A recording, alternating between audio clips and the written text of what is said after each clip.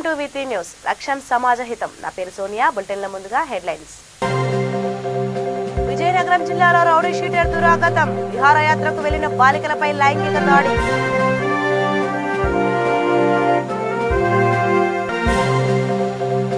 317 GO రద్దుకు ఉపాధ్యాయుల demand LB Nagar లో rally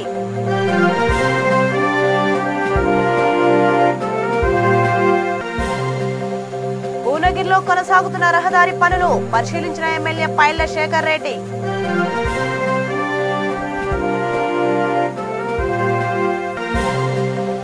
Visakha జిల్లా వ్యాప్తంగా ఆగిన తల్లి బిడ్డ ఎక్స్ప్రెస్ లు వీధిలో పాలైన సిబ్బంది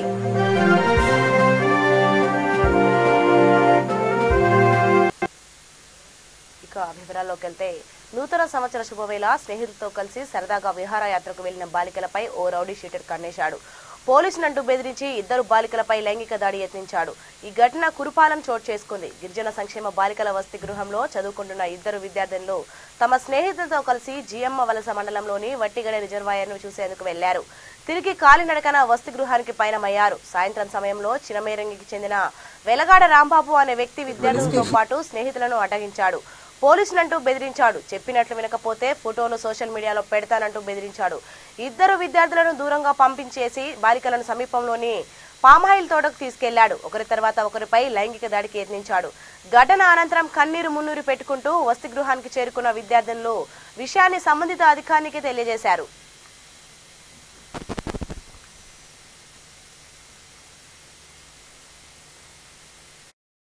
ఇమీడియట్గా నంబర్ ఆఫ్ టీమ్స్ కాన్స్టిట్యూట్ చేసి మళ్ళీ లోకల్ ఇన్ఫార్మెంట్స్ అందరినీ కూడా యాక్టివేట్ చేసి మహిళా పోలీసులు కూడా హెల్ప్ తీసుకొని ఇట్లా కంప్లీట్లీ ఆర్గనైజ్డ్గా ఒక ఎఫర్ట్ చేసి ఓవర్ నైటే అక్యూజ్ని కూడా అరెస్ట్ చేస్తాం జరిగింది. ఇంకా విక్టిమ్స్ని కూడా ట్రీట్మెంట్ కోసం ఏరియా హాస్పిటల్కి పంపించి మొత్తం వాళ్ళ స్టేట్మెంట్స్ అంతా కూడా రికార్డ్ చేశాము. ఇప్పుడు అక్యూజ్ కూడా మన కస్టడీలోనే ఉన్నారు. ఇంకా వితిన్ 7 days మనం కేసు కూడా ఛార్జ్ షీట్ చేస్తాము. ఏదైతే దిశ స్ఫూర్తిగా మొత్తం స్టేట్లో చేస్తున్నారో అట్లాగే ఈ కేసు కూడా వితిన్ 7 days ఛార్జ్ షీట్ కూడా చేస్తాం. ఇలాంటి సందర్భంలో we would once again like to appeal అందరూ కాలేజెస్ స్కూల్స్ అన్నిట్లో కూడా అందరు పిల్లలకి దిశ యాప్ డౌన్లోడ్ చేయించండి. అబ్బాయిలకి కూడా అవ్వచ్చు అమ్మాయిలకైనా దిశ యాప్ డౌన్లోడ్ చేయించండి. సో దాట్ ఇలాంటి ఏ పరిస్థితిలో వాళ్ళు అడ్డుకున్న వాళ్ళకి ఇబ్బంది వచ్చినా కూడా ఇమీడియట్గా పోలీస్కి చేరేలాగా పోలీస్కి హెల్ప్ కోసం ఒక SOS రిక్వెస్ట్ పంపిస్తే ఇమీడియట్గా మేము అలాంటి స్పాట్స్లో చేరి ఇలాంటి ఇన్సిడెంట్స్ని ప్రివెంట్ చేయడానికి ట్రై చేస్తాము. ఈ పర్టికులర్ ఇన్సిడెంట్లో అతను ఒకసారి నేను పోలీస్ అని ఒకసారి నేను ప్రెస్ అని ఇలా మాటగా వేరే మాటలతో బెదిరించి ఈ అమ్మాయిల్ని బెదిరించి ఇట్లాంటి అన్ఫార్చునేట్ ఇన్సిడెంట్ జరిగింది. So we once again appeal అన్ని కాలేజెస్ స్కూల్స్ హాస్టల్స్ అన్నిట్లో కూడా చేసుకోమని చెప్పండి. ఇంక అట్లాగే ఈ హాస్టల్స్ ఇవన్నిట్లో కూడా పిల్లల సేఫ్టీ రెస్పాన్సిబిలిటీ ఎంత మా బాధ్యతో అట్లాగే అందరూ బాధ్యతగా తీసుకొని అలా ఇన్వర్డ్ అవుట్వర్డ్ రిజిస్టర్స్ ప్రాపర్గా మెయింటైన్ చేసి పిల్లలకి ఒక సేఫ్టీ కోసం అన్ని అయితే పోలీస్ డిపార్ట్మెంట్ చేసే కార్యక్రమాలు ఉన్నాయో వాటి గురించి వాటికి కూడా అవగాహన కలిగిస్తాంలో మాకు హెల్ప్ చేయాలని కోరుకుంటున్నాను. ఎవరైతే ఉన్నారో ఆయన ముందు నుంచి ఒక DC షీట్ హోల్డర్. గతంలో ఆయన మీద 13 కేసెస్ ఉన్నాయి. దీంట్లో మ్యాక్సిమం ప్రాపర్టీ ఒఫెన్సెస్ ఉన్నాయి. బైక్ థెఫ్ట్ అని క్యాటిల్ థెఫ్ట్ ఇలాంటి థెఫ్ట్ కేసెస్ ముందు కూడా ఉన్నాయి. మెయిన్గా పోలీస్ వైపు నుంచి మనకి ఇన్ఫర్మేషన్ రావంగానే ఓవర్ నైట్ మనం అరెస్ట్ చేస్తాం జరిగింది. ఇంకా మొత్తం కేసుని కూడా బాగా గట్టిగా దర్యాప్తు చేసి చాలా ఇంపార్టెంట్ సైంటిఫిక్ ఎవిడెన్స్ అంతా కూడా పెట్టి కనెక్ట్ చేసి మనం అతనికి శిక్ష పడేలాగా ఛార్జ్ షీట్ చేస్తాం. చట్టం ఇంకా మనకి సెంటర్ నుంచి కన్సెంట్ రాలేదు. సో దిశ యాక్ట్ అనేది రాలేదు. కానీ దిశ యాక్ట్కి స్ఫూర్తిగా తీసుకొని మనం త్వరలో కేసు ఛార్జ్ చేస్తాం. అందరికీ నమస్కారం. ఏదైతే నిన్న కుటుంబంలో జరిగినటువంటి దుర్ఘటన ఏదైతే ఉందో నిజంగా జరగడం దురదృష్టకరం. న్యూ ఇయర్ రోజే ఇలాంటి సంఘటనలు జరగడం అనేది కొంతమంది ఉద్యోగ సంఘాల నేతలు వారి వ్యక్తిగత లాభాల కోసం ప్రభుత్వాన్ని తప్పుదారి పట్టిస్తున్నారంటూ ఉపాధ్యాయులు మండిపడ్డారు. 317వ నెంబర్ జీవోను రద్దు చేయాలని డిమాండ్ చేశారు. ప్రభుత్వ ఉపాధ్యాయ జేఏసీ ఆధ్వర్యంలో ఎల్బీ నగర్లోని ప్రభుత్వ పాఠశాల నుంచి అంబేద్కర్ విగ్రహం వరకు కొవ్వొత్తుల ర్యాలీ నిర్వహించారు. ప్రభుత్వానికి వ్యతిరేకంగా నినాదాలు చేశారు. స్థానికతను కాపాడాలని డిమాండ్ చేశారు. తెలంగాణ ప్రభుత్వం ఉద్యోగ ఉపాధ్యాయులకు వ్యతిరేకంగా ఈ జీవో తేవడం సిగ్గుచేటన్నారు. దీనివల్ల తమకే కాకుండా నిరుద్యోగ యువతకు కూడా అన్యాయం జరుగుతుందన్నారు. సీనియారిటీ పరంగా కాకుండా స్థానికత ఆధారంగానే ఉద్యోగులను బదిలీ చేయాలన్నారు. అలా కాకపోతే రాష్ట్ర వ్యాప్తంగా ఉద్యమాన్ని ఉధృతం చేస్తామని ప్రభుత్వాన్ని హెచ్చరించారు.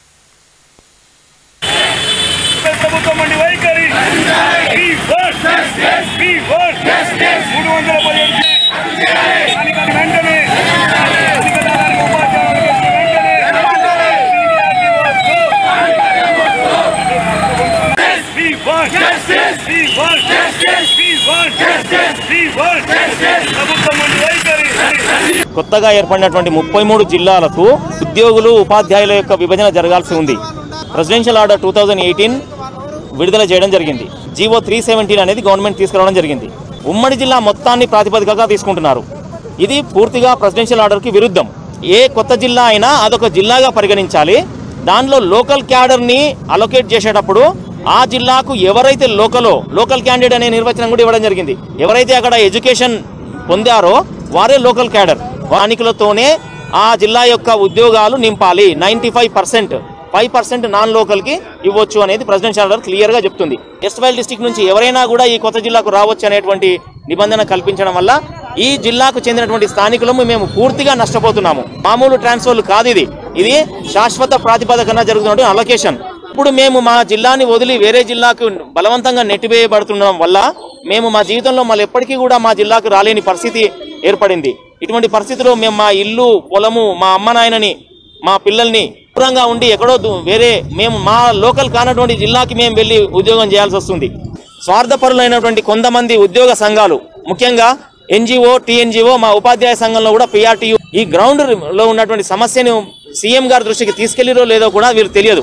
వాళ్ళు స్థానికత ఆధారంగా చేసే వారు ఏ జిల్లాకు వెళ్లాల్సి వస్తుందో అని భయపడి ఈ సంఘ నాయకులు ఏంటంటే వాళ్ళు ఇప్పుడు వచ్చినటువంటి ఈ రంగారెడ్డి, మేడ్చల్లో ఇక్కడే ఉండిపోవాలన్నటువంటి స్వార్థంతో చేసినటువంటి పని. కేవలము ఆర్థిక లాభాలే.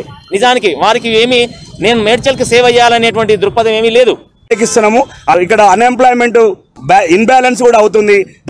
జీవో అనే వాళ్ళు ఫాలో అవుతలేదు. కాబట్టి ఈ రకంగా ఉండటం వల్ల ఇవాళ ఉద్యోగ ఉపాధ్యాయులకే కాకుండా నిరుద్యోగ యువకులకు కూడా చాలా అన్యాయం జరిగేటటువంటి విషయాన్ని మనం అందరం కూడా గమనించాలి.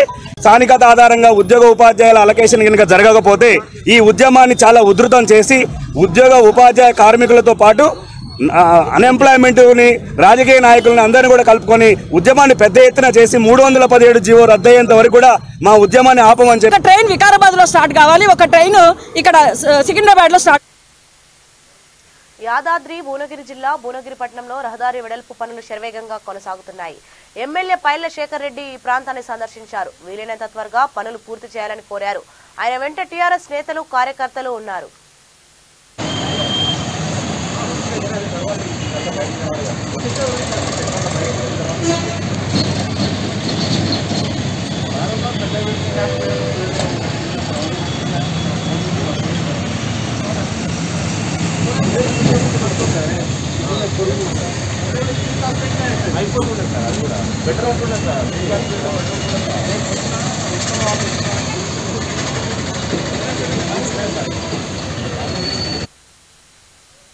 విశాఖ జిల్లా వ్యాప్తంగా తల్లి బిడ్డ ఎక్స్ప్రెస్ల సేవలు నిలిచిపోయాయి. సంబంధిత వాహనాలను ప్రభుత్వం అమ్మివేయడంతో ఈ పరిస్థితి నెలకొంది. దీంతో సిబ్బంది బతుకులు వీధుల పాలయ్యాయి. ఈ జిల్లాకు చెందిన 13 వాహనాలను ప్రభుత్వం విజయవాడకు తరలించింది. ప్రభుత్వాసుపత్రిలో గర్భిణులకు పురుడు పోసిన తర్వాత తల్లి బిడ్డలను సురక్షితంగా ఇళ్లకు తరలించడానికి ఇప్పటిదాకా ఈ వాహనాలను ప్రభుత్వం అందుబాటులో ఉంచింది. తాజా నిర్ణయంతో వీటి సేవలు శాశ్వతంగా నిలిచిపోయాయి.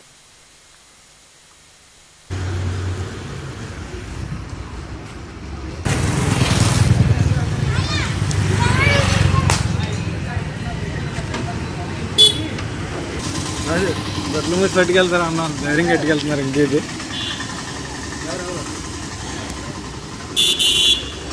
తల్లిబిడ్డ వ్యాన్లు లేవా? అలాగే ఉన్నాయని చెప్పారు లేదా అని చెప్పారు, అంతేనా? వ్యాన్లు అయితే ఇవ్వలేదు మీకు డాక్టర్ గారు? వ్యాన్ ఏమి ఇవ్వలేదా? ఏ ఊరు వెళ్తారు? Okay okay.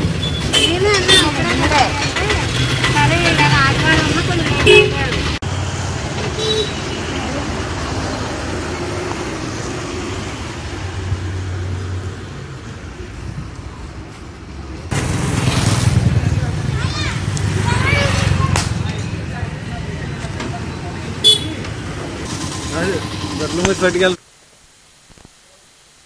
ముఖ్యమంత్రి వైఎస్ జగన్మోహన్ రెడ్డి హామీలను అమలు చేస్తూ దేశానికి ఆదర్శంగా నిలుస్తున్నారని ఏపీ పరిశ్రమల శాఖ మంత్రి మేకపాటి గౌతమ్ రెడ్డి అన్నారు. నెల్లూరులో జరిగిన వైఎస్ఆర్ పెన్షన్ కానుక పంపిణీ కార్యక్రమంలో పాల్గొన్నారు. నూతన సంవత్సరం సందర్భంగా పింఛను అవ్వాతాతల మోములో చిరునవ్వుల పువ్వులు పూయిస్తున్నారంటూ కొనియాడారు. జిల్లా తరపున ముఖ్యమంత్రికి ధన్యవాదాలు తెలిపారు. రానున్న రోజుల్లో రాష్ట్రంలో పెద్ద ఎత్తున అభివృద్ధి కార్యక్రమాలు చేపడతామన్నారు. బలవనరుల శాఖ మంత్రి అనిల్ కుమార్ యాదవ్ మాట్లాడుతూ గత ప్రభుత్వం పెన్షన్లకు నెలకు 400 కోట్లు ఖర్చు చేయగా తమ సర్కారు 1570 కోట్ల మేర నిధులను వెచ్చిస్తోందన్నారు. ZP chairperson Anam Arunamma, collector Chakradhar Babu పాల్గొన్నారు.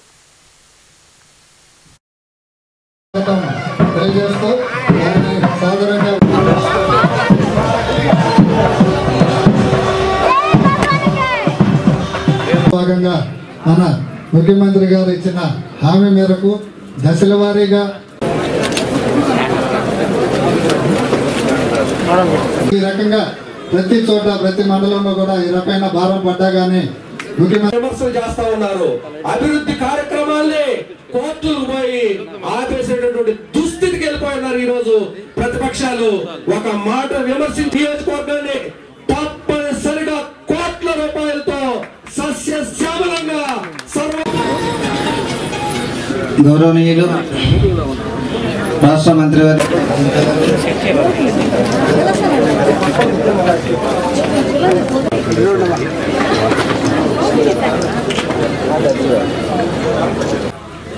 ఈరోజు మన రాష్ట్ర ఆర్థిక పరిస్థితి నిజంగానే చాలా బాగలేదు.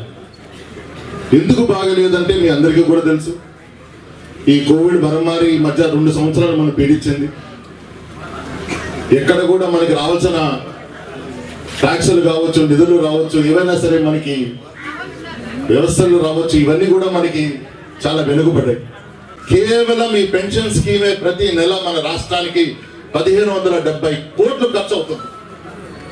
సంవత్సరానికి దాదాపు 20,000 కోట్లు ఖర్చు అవుతుంది. అయినప్పటికీ కూడా ఆయన వెనుక వెళ్ళలేదు. ఇది గొప్పగా మనం ఆలోచించాల్సింది. విహారయాత్ర విషాద యాత్రగా మారింది. విశాఖ ఆర్కే తీరంలో ఈ ఘటన చోటు చేసుకుంది. సముద్రంలో స్నానానికి దిగి 5 గల్లంతయ్యారు. వీరిలో 2 మృతదేహాలు లభ్యమయ్యాయి. మిగతా వారి కోసం గాలిస్తున్నారు. ఒడిషా నుంచి వీరంతా విశాఖ వచ్చారు. పోలీసులు కేసు దర్యాప్తు చేపట్టారు.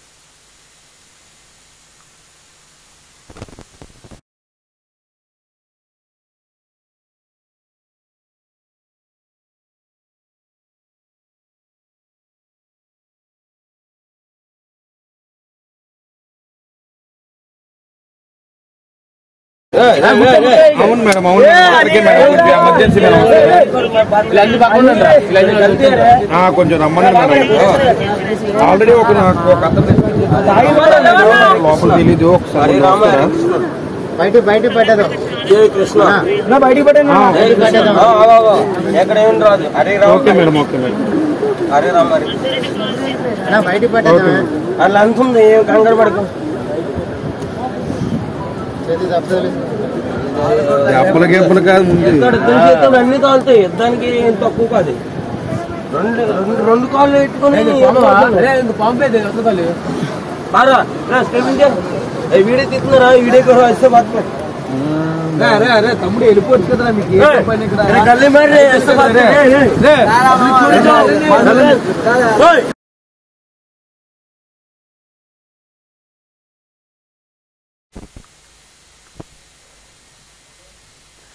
ఎటువంటి సమాచారం ఇవ్వకుండానే తన డివిజన్లో అధికారిక కార్యక్రమం ఎలా నిర్వహిస్తారంటూ ఏకంగా మంత్రి వెల్లంపల్లి శ్రీనివాస్ ఇంటి ఎదుటే విజయవాడకు చెందిన కార్పొరేటర్ ఆందోళనకు దిగారు.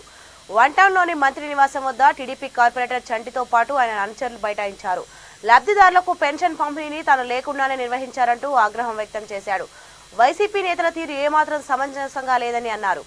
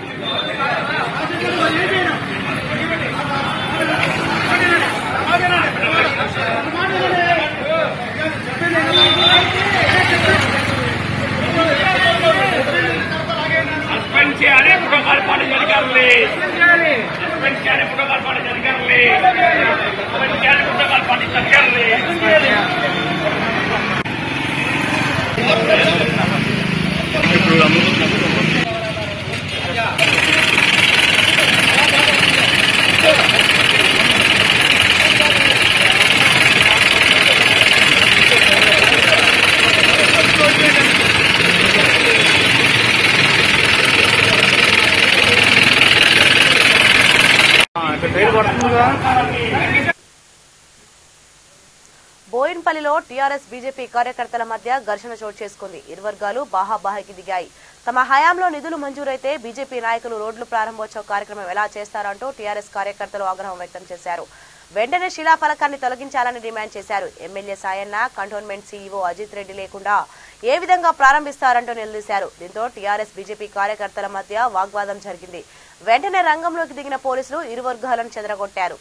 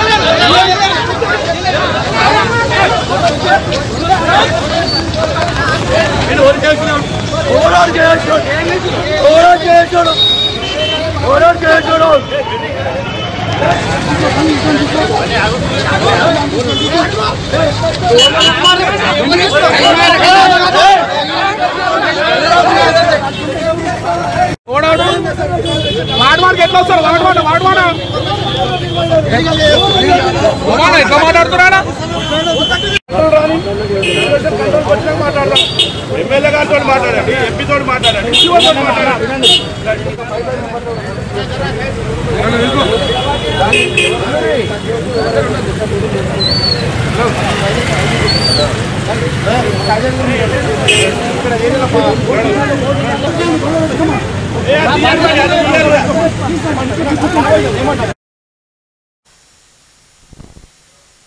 బులెటిన్ ముగించే ముందు హెడ్లైన్స్ మరోసారి.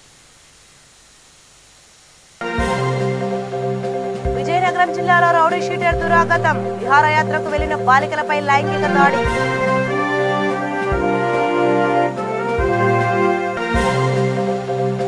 $317 జీవో రద్దుకు ఉపాధ్యాయుల డిమాండ్. ఎల్బీ నగర్ లో ర్యాలీ.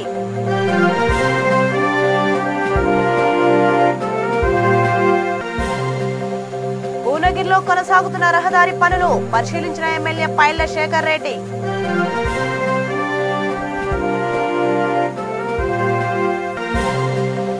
విశాఖ జిల్లా వ్యాప్తంగా ఆగిన తల్లి బిడ్డ ఎక్స్ప్రెస్ లు, వీధిలో పాలైన సిబ్బంది.